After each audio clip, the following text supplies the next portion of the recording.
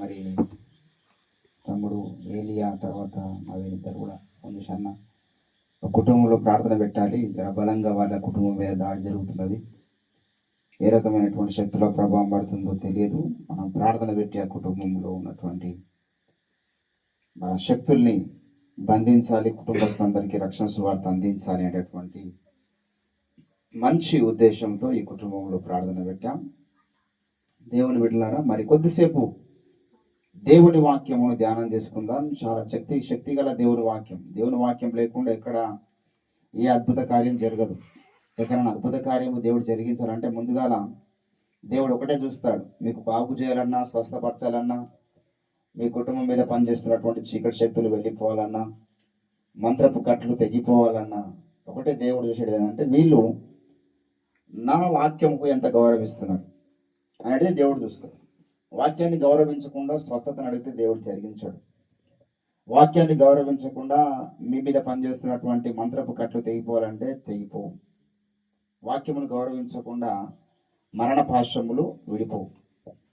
కాబట్టి దేవుని బిడ్డలారా, మీరు వాక్యాన్ని ఎంత గౌరవిస్తారో దాన్ని బట్టి మీ కుటుంబంలో దేవుడి రోజు మీ హృదయాలలో తన అద్భుత కార్యాన్ని జరిగించబోతున్నాడు. కనుక జాగ్రత్తగా దేవుని యొక్క వాక్యాన్ని మనం విందాం. యాకోబు అనేటటువంటి అపోస్తలులు రాసినటువంటి పత్రిక, యాకోబు రాసినటువంటి పత్రిక మొదటి అధ్యాయం ఒక చిన్న మాట చదివి మనము ముందుకు సాగుదాం. మొదటి అధ్యాయము 26వ వచనం. యాకోబు రాసినటువంటి పత్రిక మొదటి అధ్యాయము 26వ వచనం. ఎవడైనను నోటికి కళ్ళెము పెట్టుకొనక తమ హృదయమును మోసపరచుకొనుచు భక్తి గలవాడనని అనుకునే ఎడల వాని భక్తి వ్యర్థమే. చదవబడిన లేఖన భాగము దేవుడు మన వెనికిడిలో ఫలింపచేయును గాక. ప్రభునందు నాకు అత్యంత ప్రియులారా, లోకంలో వ్యర్థమైనటువంటి సంగతులు చాలా ఉన్నాయి. ఎందుకు వ్యర్థమైన సంగతులు చాలా ఉన్నాయి అంటున్నానంటే, ఒక వ్యక్తి జీవితకాలం అంతా కష్టపడి సంపాదించి ఒక మంచి ఇల్లు కట్టవచ్చు, ఒక 30 లక్షలు పెట్టి, ఒక 50 లక్షలు పెట్టి 2 ఎకరాల భూమిని సంపాదించవచ్చు, లేకపోతే ఒక 10 లక్షలు పెట్టి 10 తులాల బంగారం సంపాదించవచ్చు, ఇంకా ఏదైనా సంపాదించవచ్చు. ఎన్ని లక్షలు పెట్టి ఎంత ప్రయాసపడి ఎంత కష్టపడి ఏది సంపాదించినా వాడు ఒక క్షణం గుండె ఆగిపోతే ఏది కూడా వాడి వెనకాల పోదు. ఖచ్చితంగా అది వ్యర్థమైనటువంటి ప్రయాసనే అంటాడు ఒక భక్తుడు, బైబుల్లో సొలొమోను అనేటటువంటి వ్యక్తి. కాబట్టి మనుషులు పడుతున్నటువంటి అనేక రకాల ప్రయాసల్లో చాలా మట్టుకు వ్యర్థమైనవి చాలా ఉంటాయి, పనికొచ్చేటివి ఉండవు. దేవుని బిడ్డలారా, ఈ లోకంలో మనుషులు పడుతున్నటువంటి ప్రయాసంలో మనం జాగ్రత్తగా గమనించాలి. నేను ఏం పని చేయడం వల్ల యుగ యుగాలు నాకు ఉపయోగపడి నేను చేస్తున్నా. ఇప్పుడు నేను కష్టపడి మంచి ఒక పెద్ద ఇల్లు కట్టవచ్చు, అది నాకు యుగ యుగాలు ఉపయోగపడదు. ఈ భూమి మీద ఉన్నంతకాలం ఉపయోగపడుతుంది. నా ఆయుష్ కాలము 60 సంవత్సరాలు, అధిక బలం ఉంటే 70 ఏళ్ళు, అంతకన్నా ఎక్కువ ఎవరు బతకరు. 70 ఏళ్ళు దాటిదంటే ఈ లోకయాత్ర ఏదో రీతిగా ఏదో ఒక రోగం వచ్చో, నొప్పి వచ్చో, వయసు అయిపోయో ఖచ్చితంగా మనిషి ఈ లోకయాత్ర ముగించాలి. కాబట్టి ఈ 70 ఏళ్ళ ఆయుష్ కాలం కొరకు నేను కష్టపడి జీవితకాలం అంతా నా యొక్క శక్తి, నా యొక్క యుక్తి అన్ని ధారపోసి ఒక ఇల్లు కట్టడానికి నేను పెట్టినానుకో, అది వ్యర్థమైనటువంటి ప్రయాసనే అవుతుంది. కానీ ఇక్కడ చదివినటువంటి లేఖన భాగంలో దేవుడు ఏమంటున్నాడంటే, కొంతమంది భక్తి వ్యర్థమైపోతున్నదంట. ఏంటంటే ఇప్పుడు భక్తి అంటేనే అది ఈ లోకానికి సంబంధించింది కాదు కదా. ఇప్పుడు నువ్వు కష్టపడుతున్నావు, డబ్బులు సంపాదిస్తున్నావు, ఆస్తులు సంపాదిస్తున్నావు, ఇల్లు సంపాదిస్తున్నావు, లేకపోతే వస్త్రములు, నీ కుటుంబ పోషణ కొరకు ఏవో సంపాదిస్తున్నావు అంటే అవన్నీ ఇహలోక సంబంధమైనటువంటి వ్యవహారాలు. కానీ భక్తి అనేది ఇహలోక సంబంధమైనటువంటి వ్యవహారం కాదు. భక్తి అనేటువంటిది చాలా విలువైంది. అది ఏ దేవునికైనా వాళ్ళు ఆరాధన చేయని, ఏ దేవునికైనా నమ్మని. భక్తి అంటే దేవుని నమ్ముతున్నటువంటి వాళ్ళు చేస్తున్నటువంటి ప్రక్రియను మనం భక్తి అంటాం. భక్తి అని దేవుని, ఏ దేవునైనా నువ్వు కొలువు, ఏ మతంలోనైనా నువ్వు ఉండు, కానీ నువ్వు దేవుని నమ్ముతున్నావు, దేవునికి భయపడి జీవిస్తున్నావు అంటే అది భక్తి. మన దేశంలో కొన్ని ప్రత్యేకంగా గురువులు చెప్పారు, మనకు దేశభక్తి ఉండాలి, గురుభక్తి ఉండాలి, పతి భక్తి ఉండాలి, దైవభక్తి ఉండాలి కదా. ఆ ఆ మంచి కొటేషన్ ఒకటి ఉంది. ఏంటంటే గురు పూజస్తు దినోత్సవం చెప్తారు. అది గురుదేవో ఏంటండి ఆ? మహేశ్వర. ఏందని శ్లోకం ఏంది? మొదటి నుంచి గుర్తుందా నీకు? ఆ? గురు బ్రహ్మ గురు విష్ణు గురుదేవో మహేశ్వర గురు సాక్షాత్ పరబ్రహ్మ తస్మహే శ్రీ గురువే నమః. అంటే గురువును దేవునిగా ఆరాధించాలనేటటువంటి ఒక నియమము ఉన్నది. అంతేకాదు పతి భక్తి అంటే భర్తని దేవుడు అనుకోవాలి. నీకు కనబడినటువంటి దేవుడు ఎక్కడో తెలియదు, కానీ నీ మెడల పుస్తకట్టి నీకు మూడు మూడు వేసి నీతో నిబంధన చేసినటువంటి నీ భర్త దేవుడి. పతియే ప్రత్యక్ష దైవం అన్నారు. సో ఇట్లా కొన్ని చెప్పారు. భక్తి అనేటువంటిది మనుషుల యొక్క జీవితంలో లోపల ఎన్నో గదులు ఉంటాయి. అందులో ఒకటి భక్తి, దైవభక్తి అనేటువంటిది మనకు అప్రయత్నంగా ఉండదు. దైవభక్తి అనేటువంటి భారతదేశంలో ఎక్కువ శాతం ఉండరు. కొంతమంది దేవుడు లేడు, మన వశాలం ఏం లేదురా భయ్, మనం ఉన్నత కాలం మంచిగా బతకాలి, సాటి మనిషికి అన్యాయం చేయొద్దు, ఎవరికి మోసం చేయొద్దు, మనం కష్టపడి బ్రతకాలి అనేటువంటిది ఒకటి ఉన్నది. దేవుడిని నమ్మరు వాళ్ళు. వాళ్ళని ఏమంటారంటే నాస్తికులు అంటారు. సో దేవుడిని నమ్మినటువంటి వాళ్ళు ఏ మతంలో ఉన్నా, ఏ కులంలో ఉన్నా, ఏ వర్గము, ఏ జాతి, లింగ భేదము లేదు, జాతి భేదం లేదు, అందరూ కూడా దేవుడిని నమ్ముతున్నారు ఏదో ఒక పేరు మీద. సో వీరందరూ చేస్తున్నటువంటి భక్తి కూడా విలువైంది మానవ దృష్టిలో. ఏంటంటే ఇప్పుడు నేను ఇప్పుడు పాస్టర్ అవతారం ఎత్తిన, ఇప్పుడు ఇంకో అవతారం ఎత్తవచ్చు. ఒకరు బాబా అవతారం ఎత్తవచ్చు, ఇంకోరు అయ్యప్ప అవతారం ఎత్తవచ్చు, ఇంకోరు మౌలానా అవతారం ఎత్తవచ్చు. వాళ్ళు చేస్తుంది మనము వ్యర్థం అనలేం. కానీ ఎందుకు మనుషులు భక్తి అనేటువంటి వ్యవహారంలో ఉన్నారు? ఎందుకు ఏ కులంలో ఉన్నా, ఏ మతంలో ఉన్నా దేవుణ్ణి నమ్ముకోవాలనేటువంటి ఆశ ఎందుకు మనిషికి కలుగుతున్నది? అసలు ఎందుకు దేవుణ్ణి నమ్మాలి? ఏంటంటే నాకు ఇల్లు ఇవ్వాలని దేవుణ్ణి నమ్మాలనా, లేకపోతే నాకు డబ్బులు ఇవ్వాలని దేవుణ్ణి నమ్మాలనా? దేవుణ్ణి నమ్మడానికి ప్రధాన కారణం ఏమిటి? ఏ కారణం కొరకు మనం దేవుణ్ణి నమ్ముతున్నాము? ఏ కారణం కొరకు దేవుని నమ్మాలి? అంటే ఈ లోకంలో ఏది ఉన్నా ఏది లేకపోయినా, ఒక పెద్ద బంగ్లాలో బ్రతికిన వాడైనా, పూరి గుడిసెలో బ్రతికిన వాడైనా ఎక్కువ కాలం మన ఆయుష్ కాలం కాదు బాబు. పట్టు పరుపులో వండుకున్న వాడైనా, మట్టి పరుపులో వండుకున్న వాడైనా ఒకటే గమ్యము. ఈ లోక యాత్ర ముగించిన తర్వాత ఏమి కాబోతున్నది అనే విషయం వచ్చినప్పుడు దేవుడు గుర్తుకొస్తుంది. చనిపోయిన తర్వాత అందరూ ఎవరు చచ్చిపోయినా మా తాతగారు స్వర్గస్థులైనందుకు మేము ఎంతగానో చింతిస్తున్నాం అంటారు. సో స్వర్గస్థులైతే ఎందుకు చింతించాలి? నరకస్థులైతే చింతించాలి. ఇప్పుడు మా తాతగారు పరలోకం పోయినట్టే నాకు ఆనందం ఉండాలి కదా, బాధ ఎందుకున్నది? అంటే మనిషి జీవితంలో దేనికి భయపడిన వాడు ఒక మరణానికి భయపడతాడు. అది మనిషికే కాదు, నెత్తిలో పేరును మీరు చంపడానికి ప్రయత్నం చేయండి, దొరుకుతుందా? ఒక చీమను, ఒక బల్లిను, లేకపోతే ఒక దోమను చంపడానికి ప్రయత్నం చేయండి, ఉయ్యను చంపడానికి ప్రయత్నం చేయండి. మరణం ఎవరికి ఇష్టం లేదు? నీకు నాకే కాదు, ఏ మనిషికి, ఏ జంతువుకు, ఏ ప్రాణికి ఇష్టం లేదు మరణం. దేవుడు బిడ్డలారా, కానీ మరణము ఖచ్చితంగా వస్తుంది అంటాడు. 79వ కీర్తనలో ఒక మాట ప్రవక్త అయినటువంటి దీర్ఘదర్శి ఏమంటాడు తెలుసా? దయచేసి కీర్తనల గ్రంథము ఇక్కడ ఒక సవాల్ చేస్తూ ఉన్నాడు. ఏమనంటే 79 కాదండి, దయచేసి నేను చెప్తున్నాను చూసి. 89వ కీర్తనలో దావీదు అనేటటువంటి ఒక మహర్షి ఏమంటుండో తెలుసా? 40వ వచనంలో, మరణము చూడకుండా బ్రతుకు నరుడెవడు? ఏంటంటే ఒక ప్రశ్న. ఏం ప్రశ్న? మరణము చూడకుండా బ్రతికే నరుడు చెప్పండి, ఎవరు అన్నారా? ఏంటండి మరణం చూడకుండా బ్రతికే మనిషి ఎవరు అన్నారా? ఎవరు లేరు. జాత సింహాద్రోహ మరణం అన్నారు, మృత్యు ధ్రువ మరణం అన్నారు, పునరాతి మరణం, పునర్జననం అన్నారు. పునర్జన్మ సిద్ధాంతంలో ఖచ్చితంగా పుట్టిన ప్రతి మానవుడు గిట్టక తప్పదు. మొదటి ప్రశ్న ఏమిటి అంటే, మరణము చూడకుండా బ్రతికే నరుడు ఎవడంటే దానికి జవాబు ఏంది? ఎవరు లేరు. ఆ సాధైనా ఈ పేదైనా అందరూ చనిపోవాల్సిందే, ఏ యోగి అయినా చనిపోవాల్సిందే, ఇప్పుడు నేను చనిపోవాల్సిందే, నా ఆయుష్ అయిపోయిన తర్వాత జనం ఎవరికి శాశ్వతము కాదు. మరణము చూడకుండా బ్రతికే నరుడు ఎవడంటే ఎవరు లేరు. రెండవ మాట ఉంది, పాతాళం యొక్క వశము కాకుండా. ఇది మనం ఈరోజు ఆలోచించాల్సినటువంటి విషయం. పాతాళం యొక్క వశము కాకుండా తన్ను తాను తప్పించుకొనగలవాడు ఎవడు? రెండు ప్రశ్నలు ఇక్కడ మారుమ్రోగుతున్నాయి దేవుని బిడ్డలారా. ఒక 5 నిమిషాలు నేను ముగించేస్తాను. రెండు ప్రశ్నల్లో ఒక ప్రశ్నకి ఏంటంటే జవాబు అందరూ కామన్గా చెప్పేటటువంటి జవాబు ఏంటంటే, మరణం చూడకుండా బ్రతికే నరుడు ఎవడంటే అందరూ చచ్చిపోతారు, కానీ పాతాళం యొక్క వశం కాకుండా తన్ను తాను తప్పించుకొనగల వాడేవాడంటే ఇక్కడ ఆప్షన్ ఉంది.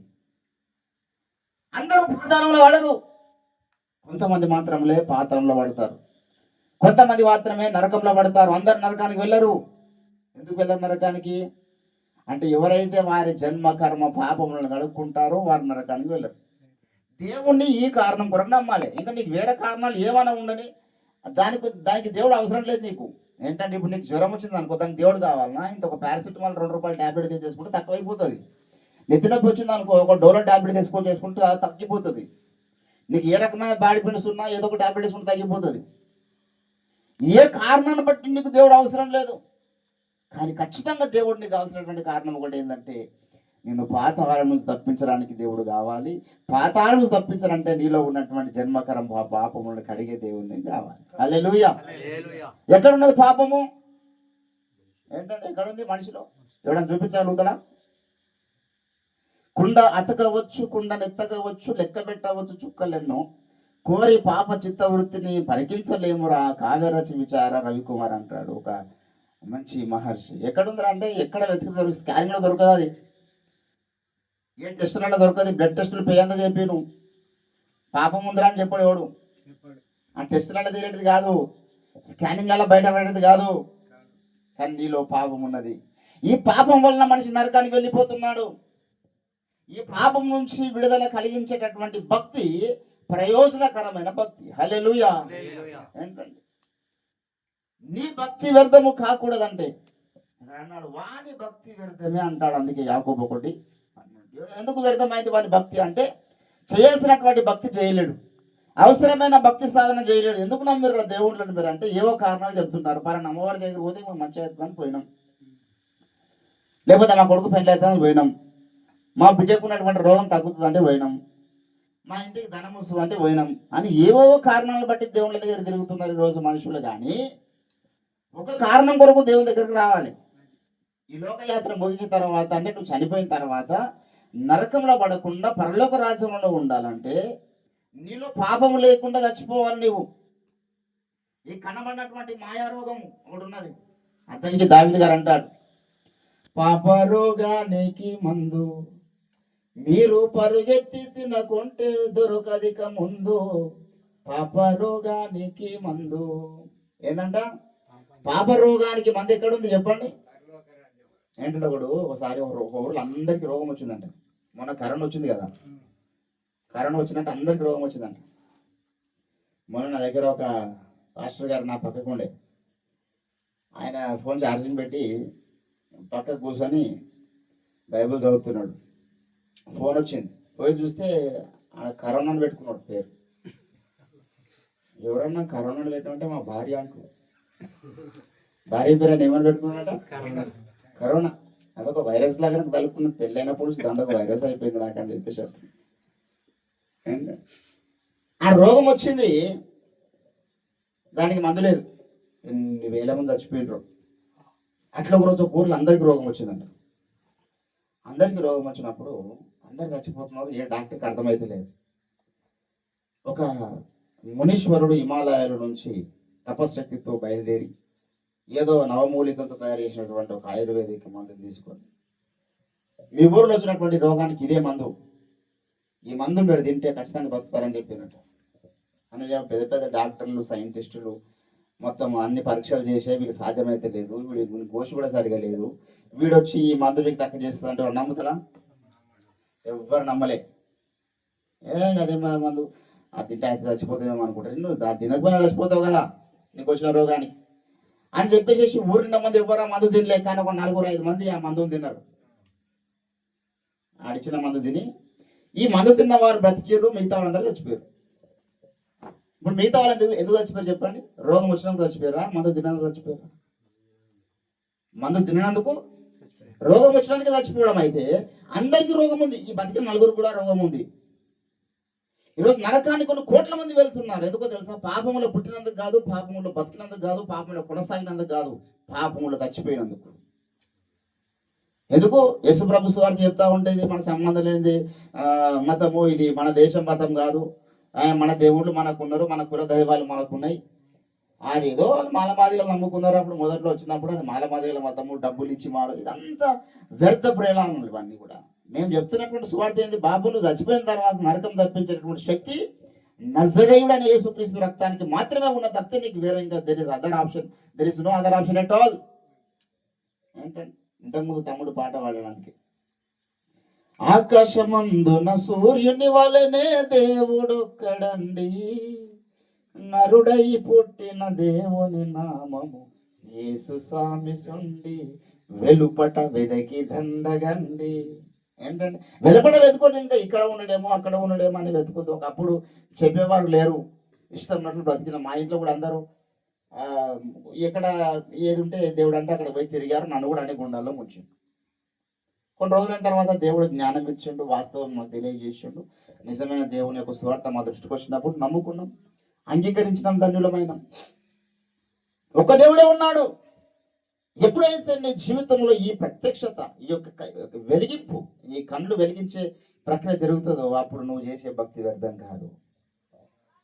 ఏంటంటే ఇక్కడ ఈరోజు కొన్ని కోట్ల మంది యొక్క భక్తి వ్యర్థం అవడం గల కారణం ఏంటంటే, ఏ ఉద్దేశం కొరకు దేవుని వెతకాలనో, ఏ ఉద్దేశం కొరకు దేవుని నమ్ముకోవాలనో, ఏ కారణాన్ని బట్టి దేవుడు మనకు అవసరమో ఎరగకుండా దేవుని కొరకు వెతుకుతున్నారు. ఏంటంటే ఒకే ఒక కారణం దేవుని మనం వెతకాల్సినటువంటి కారణం, ఒకే ఒక కారణం దేవుడు మనకు అవసరమైనటువంటి కారణం ఏంటంటే, నీ పాపములు క్షమించడానికి అధికారం గలవాడు కావాలి. యేసుప్రభు అంటాడు మార్కు సువార్త 2:10 అన్నాడు, భూమి మీద నాకు పాపములు క్షమించే అధికారము ఉన్నది. హల్లెలూయా. ఎవరికి మాట లేదు, ఎవరికి మాట లేదు. అందరూ కూడా పాపాలు క్షమించే అధికారం కాదు, పాపాల నుంచి విడిపించమని ప్రార్థనలు చేశారు. అసతోమా సద్గమయ, తమసోమా జ్యోతిర్గమయ, మృత్యోర్మ అమృతంగమయ, ఓం శాంతి శాంతి అని మొరపెట్టిండి యాజ్ఞవల్క్య మహర్షి. ఎందుకు చేసిన ప్రార్థన?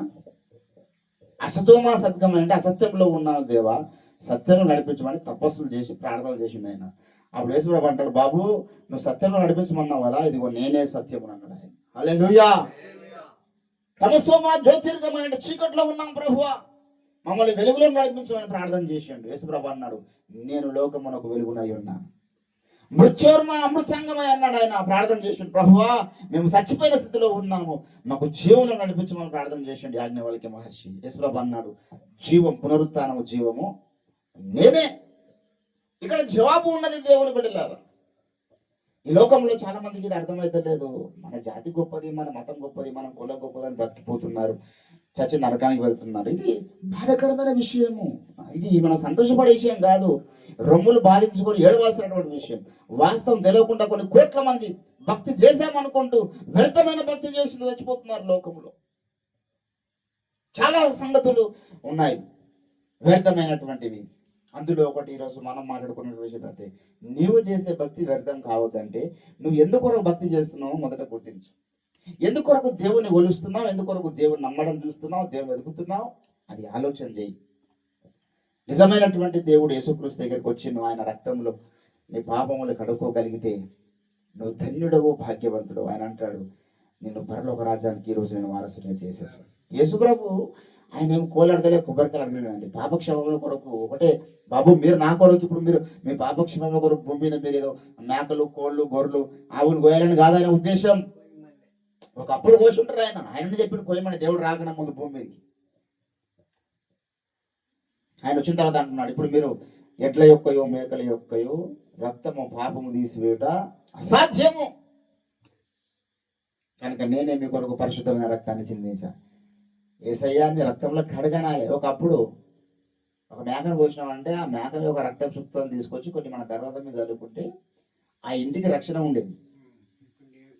ఇప్పుడు ఎన్ని మేకల రక్తాలను పోయి ఎంత రక్తం డ్రమ్ల కొద్ది రక్తంలో గుమ్మరించిన లాభం లేదు. ఇప్పుడు ఆ రక్తము నీ పాపాలు తీసివేదండి. అలా తీసేసే అవకాశం ఉంటే ఈరోజు మనం మస్తు బయటికి రెడీ ఉన్నాం, మస్తు కోళ్ళను కోస్తాం, మస్తు మేకలను కోస్తాం, మస్తు ఎడ్లను కోస్తాం. దేవుడు అది ఇష్టపడతలేడు. ఈరోజు దేవుడు పరిశుద్ధ రక్తాన్ని భూమి మీద చిందించున్నాడు. ఆయన అన్నాడు, రక్తము చిందింపకుండా పాప క్షమాపణ కలగదు గనుక పరిశుద్ధ దేహం ధరించుకొని భూమి మీదకి వచ్చి మీ కొరకు రక్తం చిందించానన్నాడు.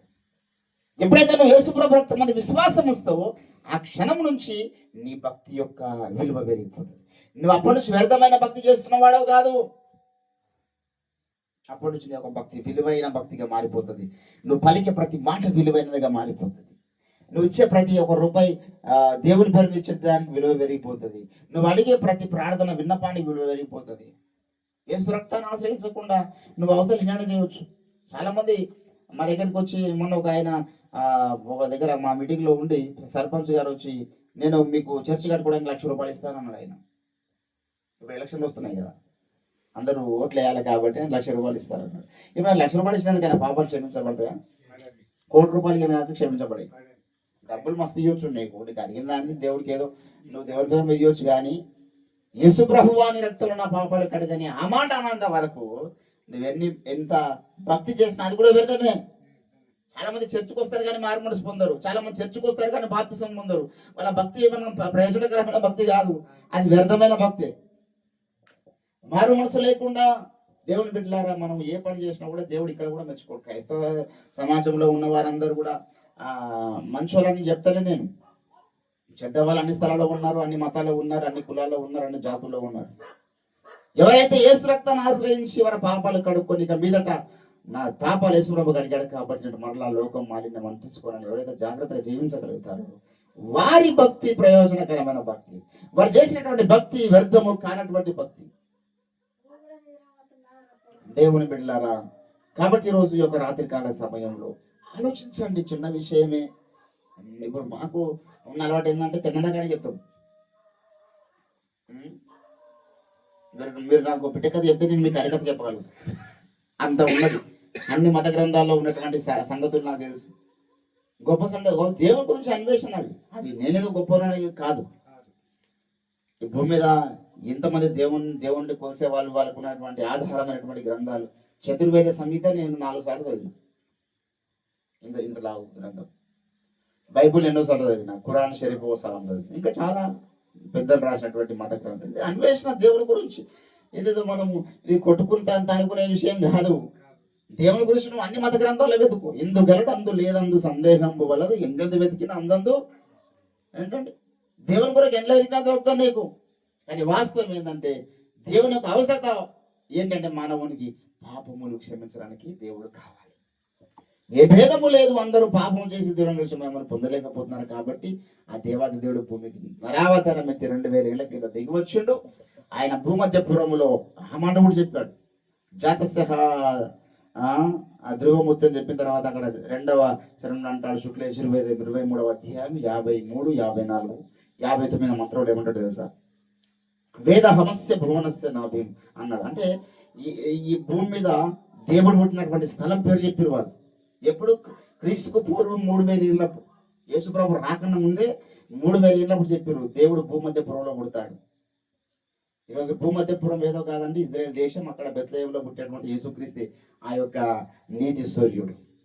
సాక్షాత్కారాలు ఇవన్నీ.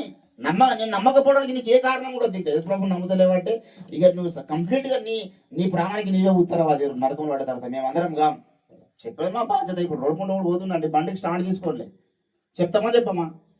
వాడు మా కులపోడో కాదు, వాడు మా మతపోడో కాదు, వాడేది వాడికర వాడు పోరాటమా? ఆడు ఏ కులమని చూడము, ఏ మతమని చూడము, ఎవరి కొడుకు ఎవరిని ఎంత అడగను. బాబు స్టాండ్ తీసుకుంటాం స్పాట్లో. నేను తీసుకుంటారా బా ఇట్లనే పోతాడు అనుకో, ప్రమాదం వాడిగా నాక. స్వార్థ కూడా అంతే. నేను చెప్తున్నా యేసుప్రభు గురించి. నువ్వు చెప్పుకోరా బై, మాకు సంబంధం లేదు, మా దేవుడు మేము మొక్కుతామంటే మొక్కండి, బలవంతం ఏం లేదు. కానీ ఈ లోక యాత్ర ఒక్క క్షణం గుండె ఆగిపోయి కన్ను మూసిన తర్వాత అవతల 2 స్థలాలే ఉంటాయి. ఒకటి మలమల మాడుతున్నటువంటి అగ్ని గంధకంలో గుండము, 2వది పరలోకం. ఇంకే వేరే ఏం లేవు. నువ్వు చచ్చిపోయిన తర్వాత ఏ బొందలగడ్డలో తిరిగేది లేదు, ఏ మరషుడి కింద ఆడబడేది లేదు, ఏం లేదు. అసలు చచ్చిపోయినటువంటి మనుషుల యొక్క ఆత్మలు తిరిగాయండి. ఆ దయ్యాలు పట్టేటటువంటి దురాత్మలు వేరే, చచ్చిపోయిన మనుషుల ఆత్మలు కాదు. దేవుని బిడ్డలారా, ఆ ఘోర నరకాన్ని తప్పించుకోవడానికి సువార్త ప్రకటిస్తుంది. ఎలాగ తప్పించుకుంటారు మరి? ఏమి చేసి ఆ నరక బాధ తప్పించుకొందురండి, వ్రతములు మతములు కర్మకాండలు వ్యర్థము సుమ్మండి, పాపం బాపలేవు సుండి. ఏంటంటే వ్రతములు నీ నరకాన్ని తప్పించే ఇవన్నీ కూడా యేసు ప్రభు నామమున విశ్వాసం ఉంచడం వల్ల నరకం తప్పించుకుంటాం. కనుక ప్రభు గారు యేసుక్రీస్తునందు విశ్వాసం ఉంచండి, మీరు మెంటి వారు రక్షించబడతారు. దేవుడి కొద్ది మాటలు మన వినికిలో ఫలింపచేయును గాక. ప్రార్థన చేసుకుందాం. అందరం కూడా కళ్ళు మూసినట్టయితే చిన్న ప్రార్థన చేసుకొని మనం ముగించుకుందాం.